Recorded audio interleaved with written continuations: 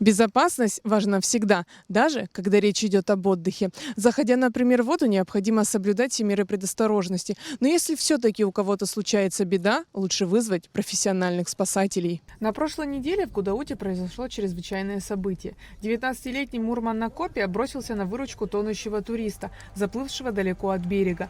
Молодой человек проявил храбрость и самоотверженность, рискуя собственной жизнью. Люди видели, как его супруга была на берегу, это заметила, как его течением унесло далеко от берега.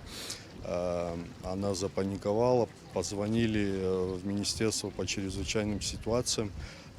Времени немного прошло, наши сотрудники среагировали, но люди на берегу это все видели, и парень, Мурман Накопия, молодой парень, увидев это, он сразу же среагировал и решил спасти. Сабуа также рассказал, что спасенный поплыл за маленьким спасательным кругом, однако туриста стало уносить течением. Как мы поняли, он поплыл за этим маленьким кругом. Это был спасательный круг, я так понял, детей. В общем, они держались за этим спасательным кругом и решили поплыть обратно, но оба были уже уставшие. И наш сотрудник, инспектор Государственной инспекции по маломерным судам, на катере дошли они до этих людей. Они, в принципе, уже были около 70 метров от берега, но и тем не менее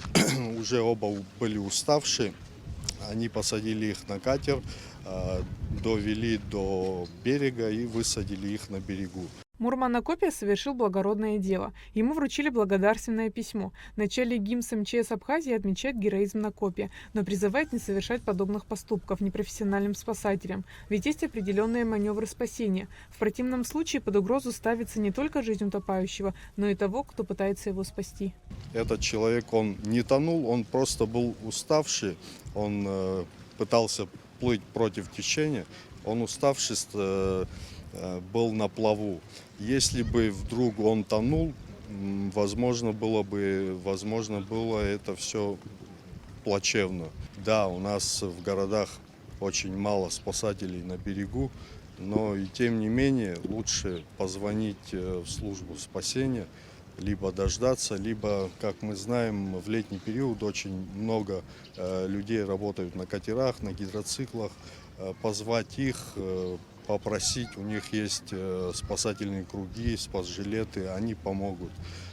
Сабуа отметил, главное не заходить в море в состоянии алкогольного опьянения, следить за своими детьми. Неважно, какая местность, надо следовать правилам безопасности. Это касается и горной местности. В первую очередь нельзя ни в коем случае ходить в горы одному, ведь в случае беды помочь не сможет никто.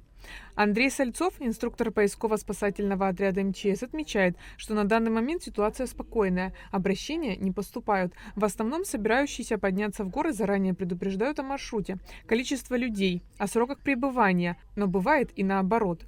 Ты должен знать, куда ты идешь. То есть прежде чем куда-то пойти, нужно понимать, с какими опасностями ты можешь там столкнуться. То есть если это просто горы, то, соответственно, это зимой либо летом, вот, весной, осенью. Потому что опасности в разный сезон могут быть разные.